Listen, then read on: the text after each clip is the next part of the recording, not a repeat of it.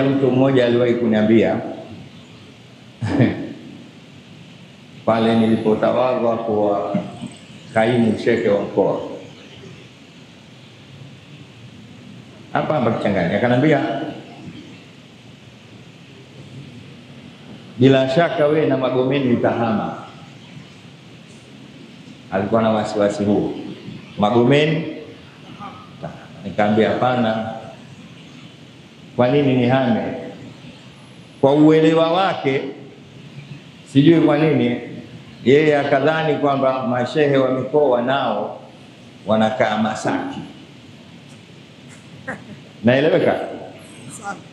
Wengi walidhani hivyo kwamba sasa huyu atakuwa mtu wa Masaki. Mimi nilimjibu kwa maneno yangu mafupi fupi, na hayo na wajibu nyie, na nawashukuru kwa nilichokiona. Nikaambia hapana, mimi nataka kuzikwa. Nataka jeneza langu libebwe Mzega kama walivyozikwa wazee wangu, na litokee hapa Kichangani.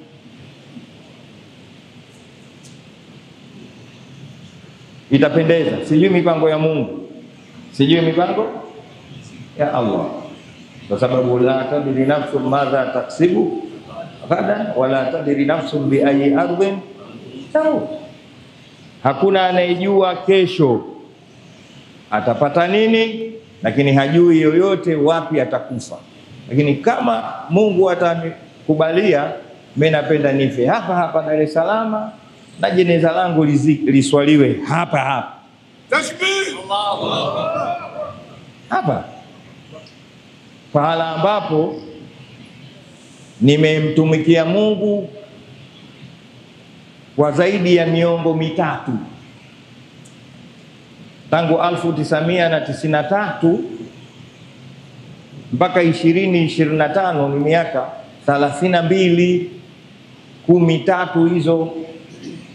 Na hakika kuna baadhi ya watu mimi nimeanza kutumika hapa bado hawajazawa.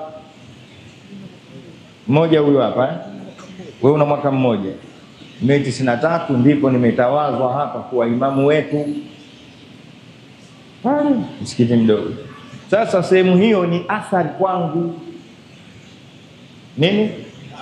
Mtume Muhammad sallallahu alaihi wasallam anasema, Mwenyezi Mungu anayapenda matone mawili na athari mbili. Tone la kwanza analolipenda Mwenyezi Mungu ni tone la machozi yanayotoka kwa mja aliyekumbuka alichokifanya kwa Mungu kisichompendeza akalia. Tone hili Mungu la chozi hilo analipenda. Na tone la pili ni tone la damu la mtu ambalo limemwagika katika kupigania dini. Mungu matone haya na athari mbili, mojawapo katika hizo mbili ni athari ya pahala ambapo mtu amemtumikia Allah subhanahu wa ta'ala. Na ndio hapa kwa napenda Mwenyezi Mungu, mimi kama roho yangu anataka kuitoa, yeye ana utashi wake, lakini aitoe hapa Dar es Salaam au popote, lakini kuswaliwa ni swaliwe hapa. Kwa ndugu zangu, mimi niko na nyinyi mpaka siku nitakayotoka roho. Semeni inshallah. Inshallah. Umeeleweka vizuri? Msiwe na wasiwasi. Mimi nipo na nyinyi, na haya yanayotokea kwa nature ya kazi yetu sisi, bahati mbaya watu hawajui, lakini nature ya mtu anayefanya kazi ya da'wa, kuwalingania watu kama hivi ninavyofanya mimi na uchache wangu na upungufu wangu, ngoja niwaulize hivi, hakuna watu walioacha wizi kwa kunisikia mimi? Wengi sana. Sana. Juzi nimekaa, sio vizuri kusema, lakini nayo message vijana wangu wamenionyesha, bwana soma hiyo. Mtu anasema nakushukuru, mimi nimekusikia ukizungumzia hukumu za ndoa inayoswihi, wakati mimi nilioa pasi na kuzizingatia hukumu hizo, lakini wewe nimekusikia katika moja ya mazungumzo yako Walidi, unazungumzia nani walii, ukawataja mawalii 11. Katika mawalii wale 11 hakuna hata mmoja katika orodha ulioitaja ambaye ndiyo ameniozesha mimi, lakini nina watoto 4. Nimeoa katika ndoa ambayo sikuozeshwa na walii, sio mujibir wala khas, lakini nikasikia ndoa kama hiyo inatengenezwaje. Katika hayo maneno yako nikarekebisha na kushukuru. Sallu ala nabi. Hivi hapo mimi sipati thawabu hapo? Basi niwaambie, wallahi kuna mtu hasa ametoka nje kaja na mwanangu huyu shahidi, huyu mdogo anakuja kusali mpaka nyumbani, kanambia mimi nilikuwa shoga, nimeacha, nimeoa, na huyu nilokuja naye ni mke wangu kwa kukusikia wewe. Hivyo hapa nimepata thawabu, nimekosa? Niwaambie, mtu kama huyo anayefanya kazi ya kuwatoa watu mkono huu kwa maelfu, akawaleta mkono huu wa kulia kwa maelfu, mtu huyo lazima azungukwe na mitihani. Ilikuwa haina sababu Mwenyezi Mungu kumwambia Mtume Muhammad sallallahu alaihi wasallam, fasbir kama sabara ulul azmi minar rusuli, subiri kama walivyosubiri mitume mingine ile minne. Mtume sallallahu alaihi wasallam anaambiwa na Mungu maneno haya, subiri. Mtume anaambiwa sikiliza, fasbir bihukmi rabbika fa innaka biayunina. Anaambiwa Mtume, subiri hukumu ya Mola wako, tunakuona sisi. Sasa ikiwa Mtume sallallahu alaihi wasallam ambaye sisi tunafanya kazi yake anaambiwa na Mungu hayo, kwa nini mimi nisisubiri? Kwa hiyo mimi niko na nyinyi bado lakini nawashukuru na najua kwamba hata nikifa ghafla mtanizika. Uongo. Kwa hiyo nipo muhimu neno langu kutoka katika nafsi yangu, na kuombeni sana kwa mtima wa moyo wangu. Muda unataka amani kubwa sana. Nasikika hiyo? Nasikika vizuri? Muda unataka utulivu. Katika kipindi kinachotakiwa Waislamu waelewane kama hiki, hakuna mfano wake.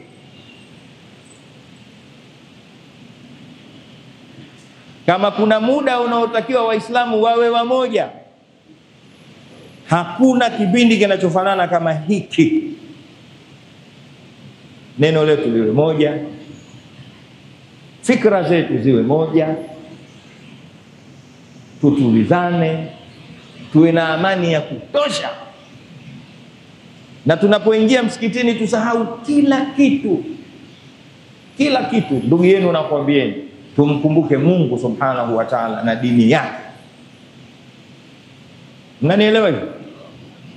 Hii dini inatafutiwa kila aina ya matatizo, mizonge, kungwao, tabu, shida, dhiki ife. Sasa ikiwa sisi wenyewe tutaanza kubabaika, tutaanza kuparaganya, tutaanza kukosana kwa sababu ya vitu vidogo vidogo kama hivi, Mungu pia hatotuelewa. Umenielewa Sheikh Madaraka? Hakuna kitu kinachohitajika sasa hivi kama kushikamana. Mimi mtaniona kila siku, nitakuja, na siku mniona sipo, basi ni majukumu mengine haya, ima nimesafiri, lakini ikiwa hapa, kwa sababu kwanza nimezoea kuswali hapa. Yani popote nitakaposwali Ijumaa na swali tu, lakini raha yangu ni swali hapa, na sio lazima niswalishe au nitoe hutuba, lakini nikae na nyie. Mtume anasema al-arwahu junudun mujannada. Sawa? Roho hizi ni vikosi vilivyoelewana tangu zamani, ushikamano. Mimi kikosi changu ni nyie. Natembea kifua mbele hivi. Najua ninao watu walionizaa, walionilea, wanaonipenda, na mimi nawapenda sana. Kwa hiyo ondoeni na wasiwasi wa aina yote. Hii milango haina kufuli hivi. Maana hata hii miwili huko ilikuwa ipo zamani, tukaleta rai ikatengenezwa ikawekwa. Sidhani kama kuna mlango pale mimi upo utakaoniuliza, wewe unakwenda wapi? Nikiamua kuingia, upo mlango huko? Hii milango. Hamna hata mmoja, wewe Walidi rudi. Nitaingia, nitafika mpaka hapa, nitatoka. Kwa hiyo kwa hilo tu mimi nitakuja, na wengi waliniulizia, bwana Ramadhani inakuja, darasa itakuwaje? Darasa ile nimechukua ahadi kwa mashekhe zangu, na wengine walikuja wakatoa uhai wao. Hapa Sheikh Muhammad Ayubu alimtuma Sheikh Abdallah Ayubu akahudhuria, akanambia usiache darasa hili. Kwa hiyo litaendelea. Lilohudumu tangu mwaka 93 mpaka leo. Tunasoma msahafu kila Ramadhani kwa muda siku ngapi? 27. Sheikh Jafari litaendelea. Tumeelewana? Sallallahu Mtume Muhammad. Niwaombe, la msingi ni kae chini, amani. Tusemeni wote nini? Bado amani jamani, tukituliana sisi tukawa na amani ya kutosha, tunafanya mambo yetu sawa. Shetani hakai sehemu mbaya huko. Shetani haingii baa kishamaliza kazi yake.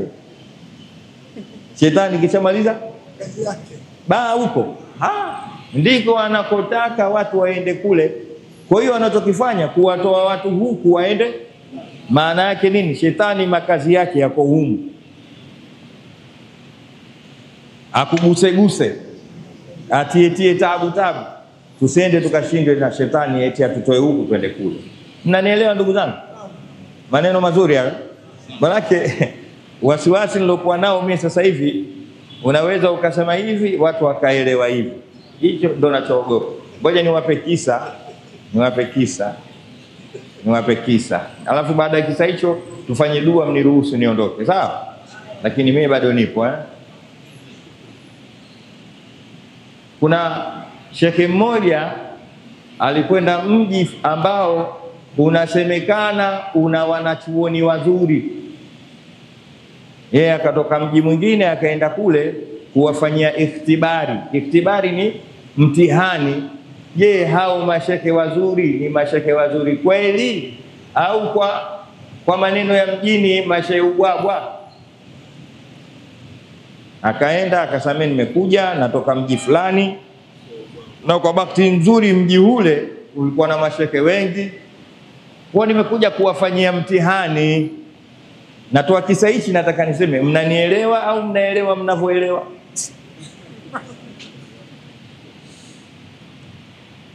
Kwa hiyo wakachagua holi, wakakaa mashekhe wote wa mji ule, na yule shekhe bingwa aliyotoka mji fulani akakaa mbele, anawauliza maswali. Swali la kwanza akaonyesha kidole juu. Ndio swali hilo. Kama hivyo inakuulizeni, maana yake ni wale mashekhe wakasema hatujui. Basi swali langu la pili la mwisho, kidole kile kile akakionyesha huko.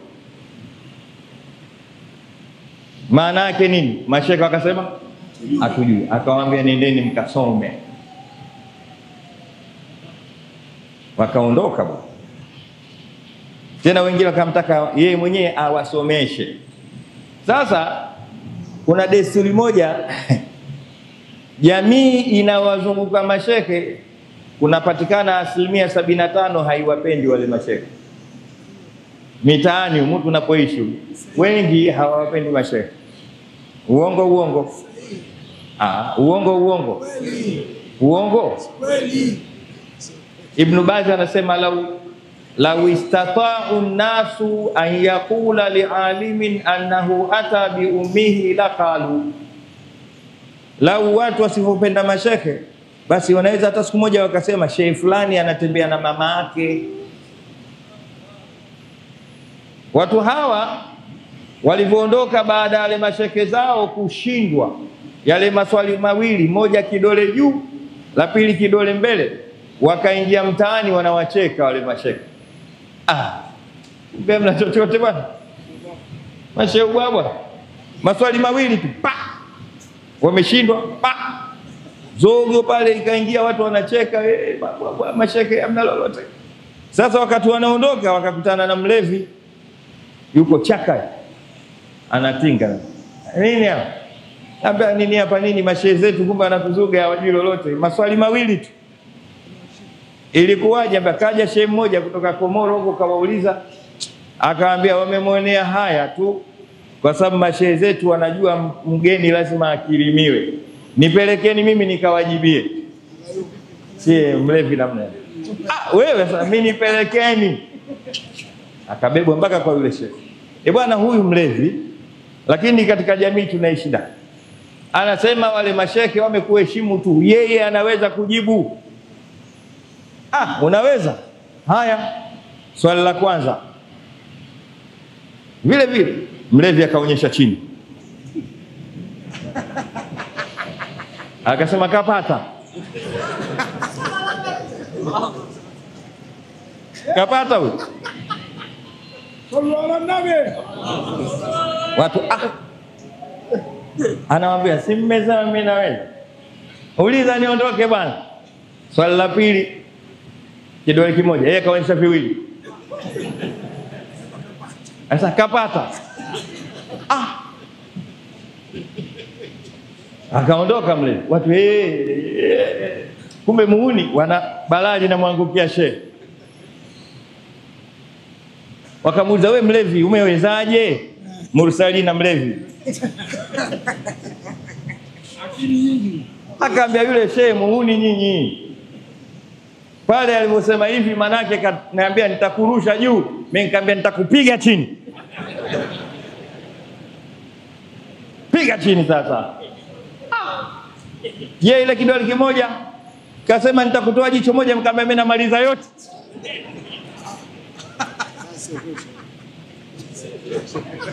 Wakakasirika wale watu. Wakakasirika, wakataka kumpiga yule shehe mgeni. Lakini mmoja na hekima yake akasema msimpige huyu, msimpige. Tumuulize, hivi kweli maana ya hivi maana yake nini? Akisema maana yake kapata mlevi. Maana yake sema badiu samawati, Mungu ndo aliumba mbingu. Na ile chini wal ardhi, ndo aliumba mbingu na ardhi. Na ile kidole kimoja mbele, sasa ile maana yake ashhadu an la ilaha illa Allah, viwili, wa anna Muhammada. Sasa mmeelewa kweli? Mmeelewa kilevi?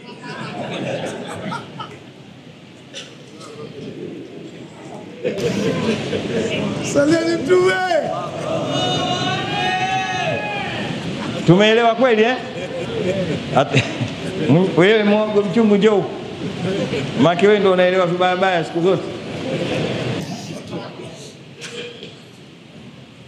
Maneno yangu nilosema tuendelee kuwa na amani, na mimi nipo na nyinyi inshallah pamoja. Sawa sawa? Hakuna kitu isipokuwa lazima kiwe na misukosuko, lakini kinachoondosha misukosuko ni mazungumzo. Mmenielewa eh? Tutazungumza, tutapanga, tutarekebisha. La mwisho, ukiona pahala kuna jambo limeharibika, ujue kuna mtu hajatekeleza majukumu yake sawa sawa. Ukiona limefurugika jambo hivi, ujue kuna mtu hajatekeleza majukumu yake sawa sawa. Sasa tutalizungumza, tutalitizama hilo ili majukumu yaende. Sisi wote tumebakta bakti kwa jumuiya yetu kuingia msikitini kama hivi. Sio bakti ndogo hii. Tusiichezee eh? Kwa hiyo ndugu yenu nakwambia ni amani, amani na kila kitu, wala watu wasijue. Hivi leo mimi nimependa hapa naanza kuswalisha tu speaker imeungua. Unajua nimependa kwa nini? Kwamba uko nje hawajui kinachoendelea ndani nini. Uwali wa Mungu imeungua wa hivyo, watu wanapita huko hawajui, watu wa msikitini wanaona watu wa Kichangani wapo kama hivi. Ndio nilikuwa nataka mimi, hivi ndio nilikuwa nataka. Msikiti wetu kwa muda mrefu sana tulikuwa tunaupigania uwe msikiti na tukafanikiwa ukanyooka kwa miaka. Zamani kuna baadhi ya watu tuseme ukweli walikuwa hawezi kuswali hapa. Nikiswali nitatoka bana. Lakini sasa hivi anaingia yoyote anaswali anatoka. Tuendelee hapo. Kwa hiyo Mwenyezi Mungu atujalie kila la kheri. Na haya yaliyotokea tufanye ni yamepita, kama kimbunga cha Katrina kisirudi tena, tubaki na ile la ilaha illa Allah Muhammadur Rasulullah yetu. Tumeelewana? Na inshallah tutazidi kuzungumza, na mimi nipo nashirikiana na nyinyi, nitashirikiana na uongozi. Nyinyi pamoja na uongozi tuyarekebishe mambo. Tunachokitaka ni makaburi ya sawa sawa. Tuseme ni amin. Rabbana taqabbal minna innaka antas samiul alim. Wa tub alaina ya maulana innaka antat tawwabur rahim. Allahumma afina wal kufbina wahfadhna wal muslimin. Allahumma qina wa iyyahum syarra masa'ib dunya wad din. Allahumma ajil bi farajika alaina wa ala kafatil muslimin bi rahmatika arhamar rahimin. Ya alim sirri minna la ta'tiki sitra anna wa afina wa'fu anna wa kullana haitsu kunna ya mughis ya mughis ya mughis wa ghithna wa sirf anna su'a. Allahumma sirf anna su'a bima syi'ta wa kaifa syi'ta innaka ala ma tasha'u qadir. Ya ni'mal maula wa ya ni'man nasir. Ghufranaka rabbana wa ilaikal masir. Allahumma inna dhamannaka anfusana wa auladana wa amwalana wa ma an'amta bihi alaina wa man ma'ana wa ma ma'ana wa man ahatat bihi syafaqat qulubina jidurati buyutina haula'il khaliqat ajma'in wa kullana wa lahum khaira hafidhin ya khaira mustawda'in fid dunya wal akhirah. Allahumma inna nas'aluka ziyadatan fid dini wa barakatan fil umri wa sihhatan fil jismi wa sa'atan fil rizqi wa taubatan qabla al mauti wa shahadatan 'inda al mauti wa maghfiratan ba'da al mauti wa afwan 'inda al hisabi wa amanan min al 'adhabi wa nasiban min al jannati warzuqna an-nadhara ila wajhikal karim bi rahmatika arhamar rahimin. Wa sallallahu wa sallam ala sayyidina Muhammadin wa ala alihi wa sahbihi ajma'in. Walhamdulillahi rabbil alamin.